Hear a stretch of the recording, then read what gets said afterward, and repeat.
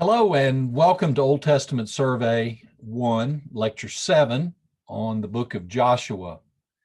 I'm going to share my screen so that you can see the PowerPoint presentation that goes along with this lecture. And as I'm bringing up that PowerPoint, also remember that you can download the notes and have them there available as we go along in the lecture. Those notes are in the online classroom in a PDF file that you can download and print if you want to take notes along with me as we go through them.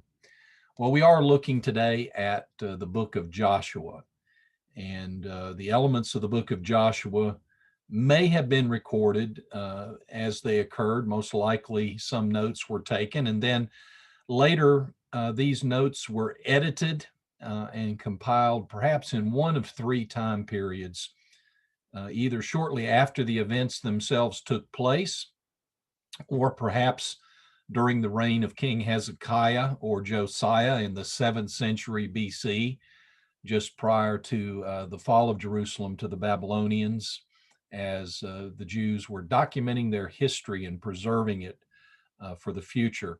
Or a third time frame is actually during the Babylonian exile, or shortly thereafter in the 5th century BC, again through the editorial work of Ezra, as we've seen for the books of the Pentateuch. But Joshua may have either one of two dates since it's so tightly related to the Exodus. And remember, we have studied two different possible dates for the Exodus, and we have those same corresponding two possibilities for the book of Joshua.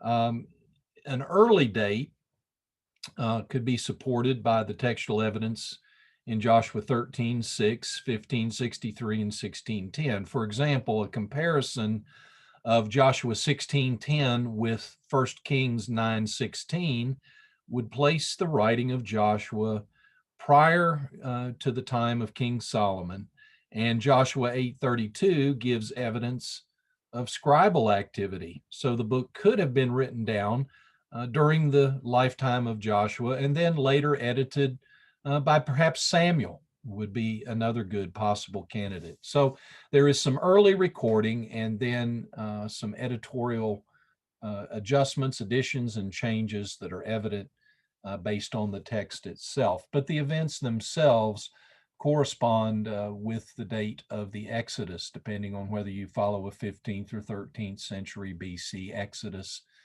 from Egypt. Well, the author of the book is anonymous. Although Joshua's name appears on the book, he's not explicitly identified as the author.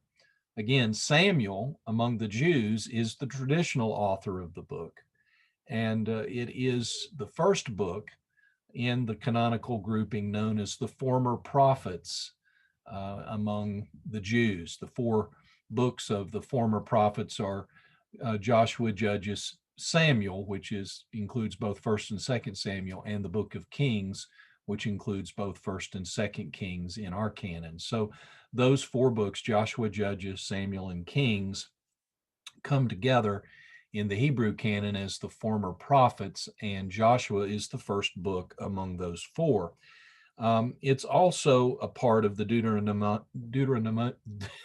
it's hard for me to say too, Deuteronomistic, there we go, Deuteronomistic history, which again is a larger grouping of books, including the book of Deuteronomy, that we believe were documented, written down, and preserved prior to the Babylonian captivity to record the history of Israel. Joshua, the son of Nun, was from the tribe of Ephraim, and he was a lieutenant under Moses. We've seen his name in the Exodus. He was Moses's attendant at the tent of meeting, and he was one of the 12 spies who went into the promised land, and one of only 2 spies who brought back a faithful report. He and Caleb said, we can go in and take the land with the Lord's help, but the other 10 spies rebelled and the people followed them, and hence we know that the children of Israel wandered for 40 years in the wilderness. But Joshua and Caleb were allowed to enter the land. Even Moses, who had disobeyed God by striking the rock instead of speaking to it to bring forth water, was not allowed into the promised land, but Joshua and Caleb were because of their faithfulness. Joshua lived to be 110 years old, according to Joshua 24:29. And his success was not just in battle, but it was also primarily in keeping God's word. The focus of the book of Joshua is not on Joshua, but upon the Lord and his people who take the promised land that had been promised to their forefathers. Now, the setting of the book begins on the plains of Moab. Israel has been prepared by listening to the three speeches of Moses before his death to enter the promised land. They've been reminded of the law, the blessings for following it in obedience, and the curses for disobeying it. And now they are ready to enter into the promised land. And so Joshua, Judges, Samuel, and Kings are a continuing story of Israel's entry into the land, their taking of the land as God fulfills his covenant promise to Abraham, and then eventually ejects the Jews from the land in response to their continual unfaithfulness to him by worshiping other gods, in particular Baal. Well, the literary considerations for this book. The Hebrew title for the book is Yehoshua, which is the name Joshua in its Hebrew form. And Yehoshua means literally Yahweh is salvation. It's the same root from which we get the name Yeshua that we know as Jesus in its Latinized version in the New Testament. So Yahshua, Jesus, both mean Jesus, mean that Yahweh is salvation. The books of Joshua through Kings, again, as I had stumbled earlier, are the Deuteronomistic history.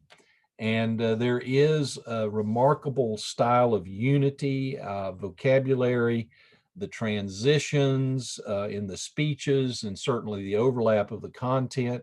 Also, the theology of these books shows a lot of similarities. Covenant obedience brings blessing, covenant disobedience brings curses, and their philosophy of history, that there is a consistent flow of history, which is his story, God's story, of leading his people into the promised land and then ejecting them from that land because of their covenant disobedience. The outline for the book is really quite simple. The first 12 chapters of Joshua relate to the taking of the land, the initial conquest, the southern, northern, and central campaigns in which the Israelites take the land.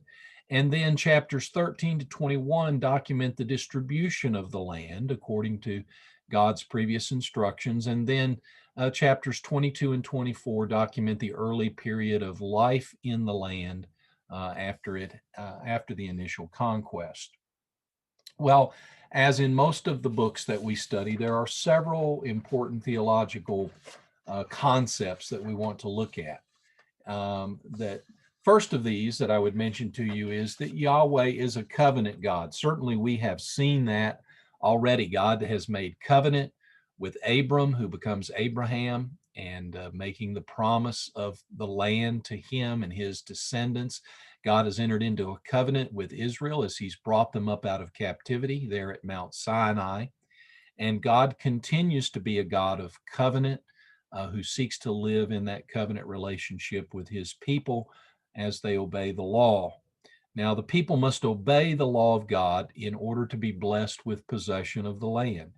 And remember that the first generation of Israel died in the wilderness due to their disobedience. They did not go up to possess the land when God told them to. And now God has raised up a second generation of Israelites who are led by Joshua and obediently enter the promised land and begin to take it. Another important theme in this book is that Yahweh is powerful. Yahweh is revealed as a warrior God who leads his people in conquest of the promised land. Not only Are God's people fearsome warriors, is empowered by him, but God himself intervenes in powerful ways, bringing down the walls of Jericho as the people faithfully and obediently march around them and blow the trumpets on that last day. And then also supernaturally, as he causes the sun to stand still in the sky so that Israel can continue to battle and defeat her enemies. So God is a warrior God, and he is powerful, and he is also faithful, again, related to his nature as covenant God. He continues to extend grace and love to his people as he blesses them, sometimes in spite of their sinful ways, by giving them the land and making that land fruitful for them. And certainly from all of that, we can say that Yahweh is revealed as a gracious God. Yes, there is grace even in the Old Testament. God is gracious because his people don't deserve the land. And they certainly don't deserve, really, from the beginning to stay in it because they are disobedient and sinful. But yet God graces them with his presence and with possession of the land. Let's look at some of the key passages and concepts from this book. And one of the things that we need to talk about in the book is the entry into the land. There are three major models that have been proposed by scholars to explain how Israel entered the land. And I would encourage you strongly to remember these three models and a little bit about each one, their definitions. We're going to look at the infiltration model, the social rising model, and the conquest model. First, the infiltration model. This model was first proposed by Albrecht Alt and Martin Noth, a couple of German scholars back in the early 1900s, and they view Joshua 1 through 12 as an ideological narrative. That is, an explanation for the ruins and the different rites in Israel, the ruins in particular, that of Jericho and Ai, and the rites such as Passover celebration. The land was actually taken, they believe, through a peaceful infiltration by what we might classify migratory pastoralists who came into an unoccupied central region of Palestine, the Central Highlands. Now, they note in their theory that Israel did not control the valleys or the seacoast. They really stayed in that central hill country, and they had secondary conflicts with the Canaanites who lived down on the plains and the seacoast, in particular the Philistines along the seacoast. And their theory seems to be somewhat supported by the narrative of Judges, because there we see the Israelites living in relative peace at times in the central hill country region, but then coming into conflict with the Philistines and the Canaanites that lived around them. The account of Judges could also be seen really as a mopping up exercise after the major conquest of the land. That's another possibility. In regard to the infiltration model, you might also want to look at what Lasore, Hubbard, and Bush have to say about the Habiru, in particular on pages 146 and 147 of your textbook. Read that carefully. You might have a question about the Habiru and Lasore, Hubbard, and Bush's view of the Habiru on your quiz. So read those pages carefully and think about what Lasore, Hubbard, and Bush have to say about the Habiru. Now, the social uprising model is another model that was proposed by George Mendenhall and Norman Gottwald in the 50s and 60s of the last century. And they believed that the Israelites were actually disaffected Canaanites. They were the lower classes, represented by Rahab the harlot in Jericho and the Gibeonites, a people group that Israel encounters as they enter the promised land. And they believed that these were actually Canaanites who rose up against their powerful overlords. So this infiltrating Israel that we saw from Alt and Noth's infiltration model may have been a catalyst for their uprising, but the main thrust was from inside Canaan itself. It was an inside job as the lower proletariat classes, if you will, rise up against their powerful overlords. And you can see some communist and oppression theology overtones here, and that's definitely a part of Mendenhall and Gottwald's theory from the 50s and 60s, this idea of the lower oppressed classes rising up against the powerful overlords. And then the third model is what I would classify as the traditional model, the conquest model. And this comes from John Albright and John Bright. And it speaks of the conquest occurring in the 13th century, because Albright and Bright thought of the Exodus in terms of the 13th century BC. And John Bimpson also proposes a conquest model, but he moves it back to the 15th century BC because he believes the Exodus occurred at that earlier date. But really, Albright, Bright, and Bimpson's theories are one and the same. It is the conquest model, the classic view that really does seem to be best supported by archaeological evidence, the destruction layers at Hatzor and Bethel and Lachish, and certainly directly supported by the narrative of the Bible in Joshua chapters 1 through 12. So know these three basic models: infiltration, social uprising, and conquest, and a little bit of what each one is. You could match a definition to it or a name to it that would be helpful to you on the quiz. Let's talk a little bit about the taking of the land in Joshua chapters 1 through 12. Now, remember, I mentioned in the context of the social uprising model, the name Rahab, who was a Gentile prostitute there in Jericho. Remember her name, Rahab, the Gentile prostitute of Jericho. Along with her family, Rahab joins with Israel. In fact, she is, along with Abraham, one of those mentioned in the Hall of Faith there in Hebrews, in the book of Hebrews, chapter 11. So she was an important addition to the history of Israel. And she really becomes a forebear of Jesus. Look at Matthew 1:5, where she's listed in the genealogy of Jesus. And again, only one of two women, she and Sarah, are the only ones mentioned in the Hebrews Hall of Faith. Her name is in Hebrews 11:31. Well, Joshua chapters 3 and 4 document the people crossing the River Jordan. And the people prepared themselves for this religious, spiritual event. They crossed on dry ground, just as they had done with the Reed Sea.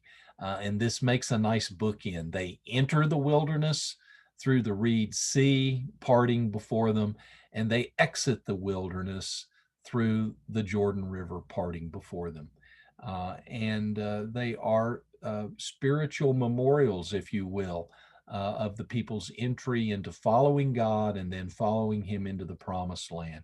Much like we have memorials of the day of our salvation when we receive the Lord, and then the day of our baptism when we gave testimony of the salvation that we had claimed in Jesus, and really commit to our daily walk with the Lord. Now, the males of Israel are circumcised at Gilgal in Joshua chapter 5. Apparently, this had not been done during the Exodus. And so now, again, as part of their covenant obedience, the males are circumcised in Joshua 5, 1 through 12. And again, this is like baptism. It's an outward indicator of an inward change. And it is an overt action of obedience to God's command.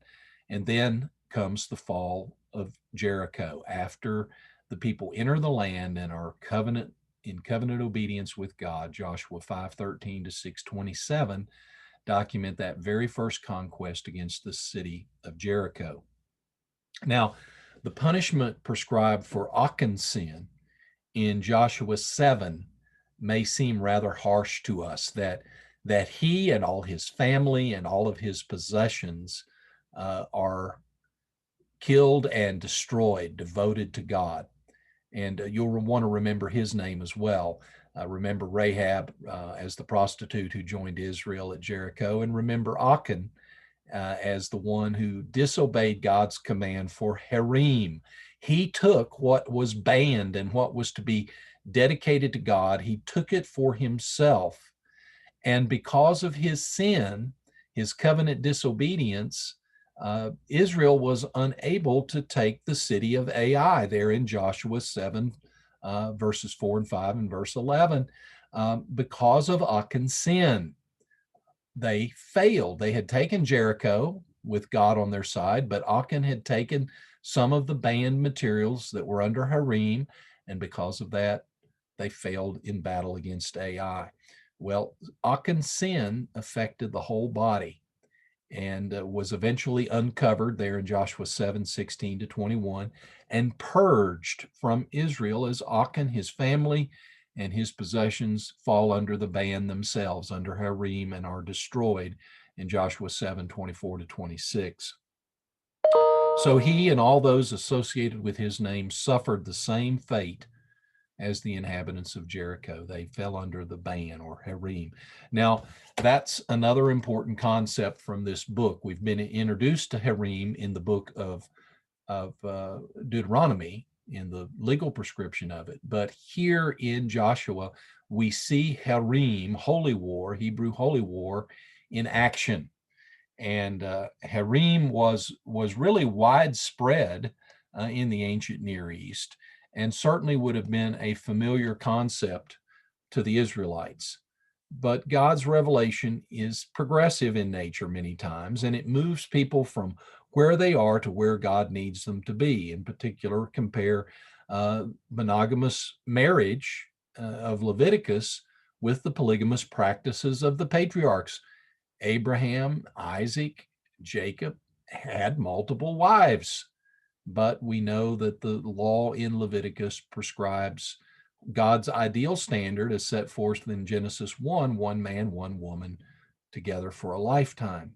And so God takes us from where we are to where we need to be. Understand that Baalism was alluring to Israel.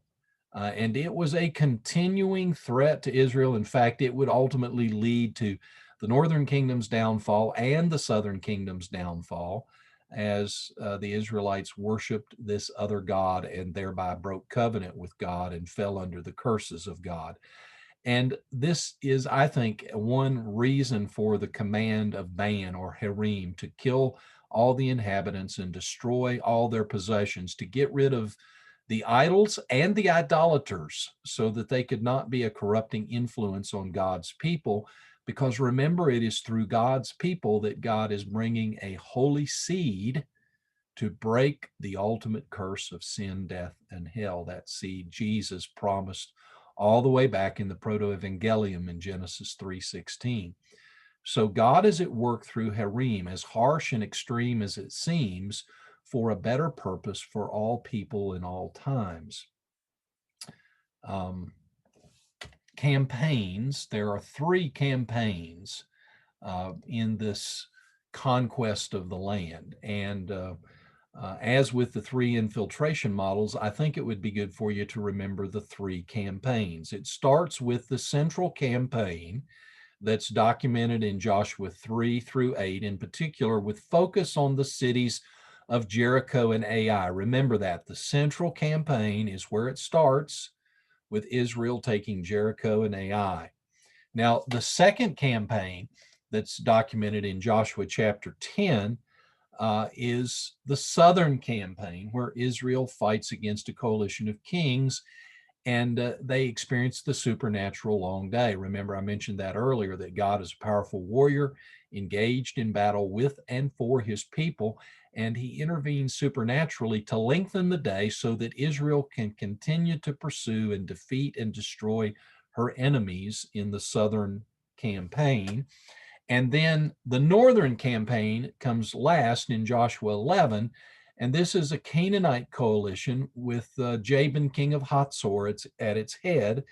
And this is the third conquest of the northern portion of Palestine. So central campaign followed by the southern campaign and the northern campaign. Central campaign, Jericho, Ai. Southern campaign, the kings and the supernatural day. Northern campaign, and the coalition of Canaanites under Jabin of Hatzor. The list of kings is given in Joshua chapter 12. And we know, though, that the land yet was not completely taken, because Joshua 13 shows that there was work left to do, as well as we come to the book of Judges. And Judges 1, the conquest is not complete either. So the campaigns began the conquest, but there was still a lot of mopping up work to do. Now, the next thing after the initial taking of the land is the division of the land.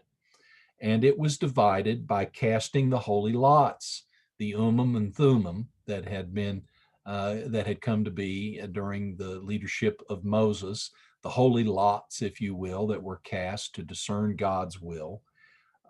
There was no indwelling presence of God's Holy Spirit in the hearts and the lives of the Israelites, and so they used this more external method of casting holy lots in order to discern God's will.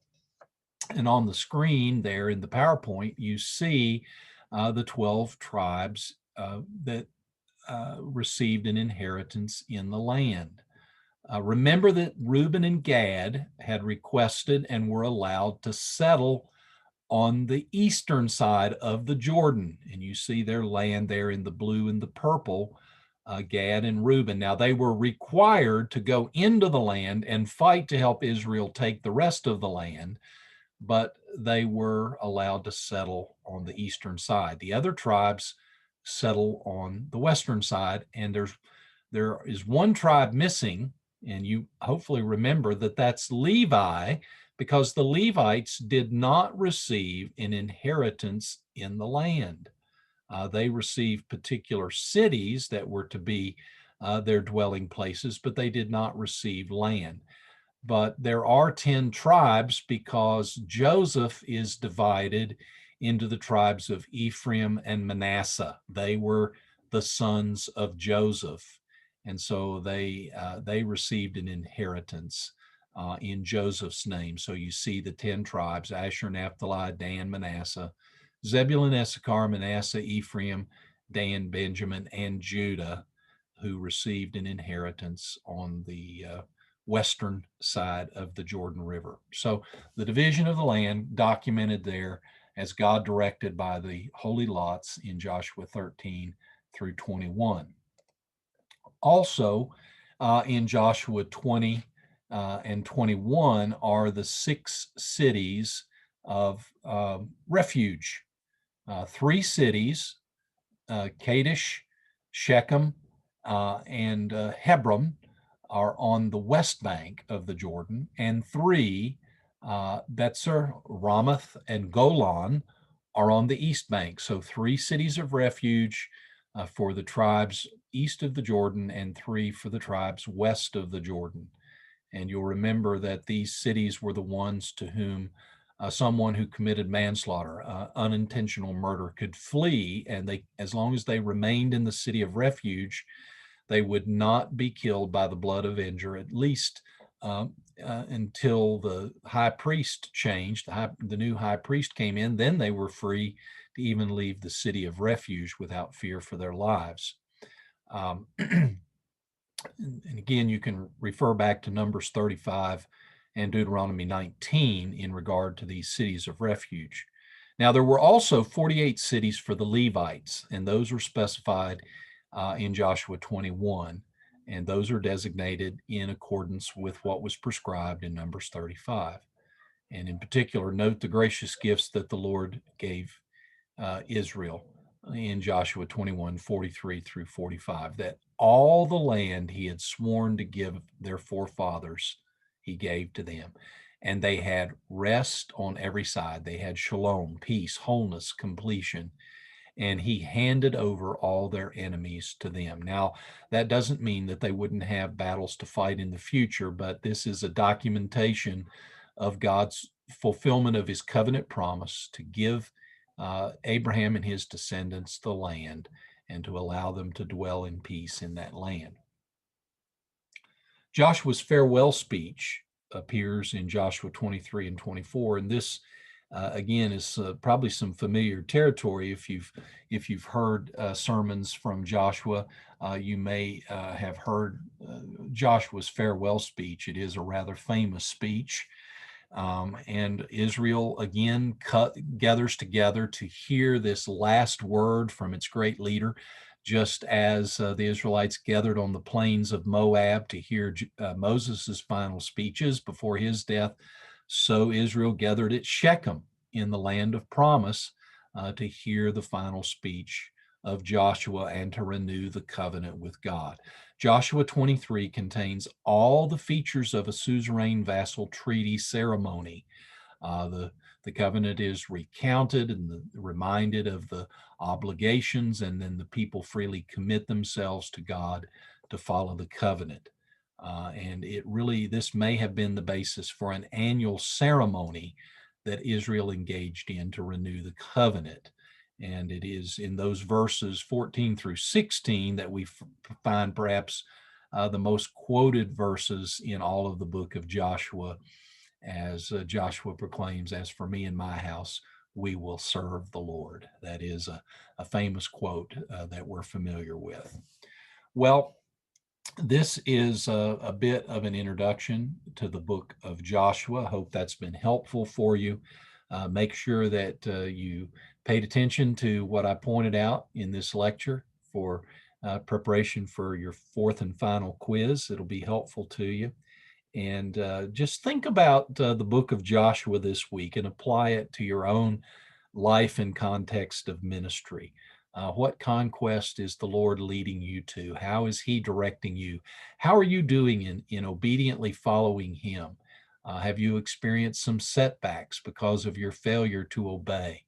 Do you need to confess your sins so that you can move forward in your conquest with the Lord? And what promises has God already fulfilled for you, and what promises yet remain to be fulfilled? What work lies ahead, and how are you relying on the Lord to help you finish the work that He has entrusted to you? Know that God is powerful and faithful. He is a God of covenant, and that you are in a new covenant with Him, and that you are filled with His Spirit, who directs and empowers you for the ministry to which He has called you.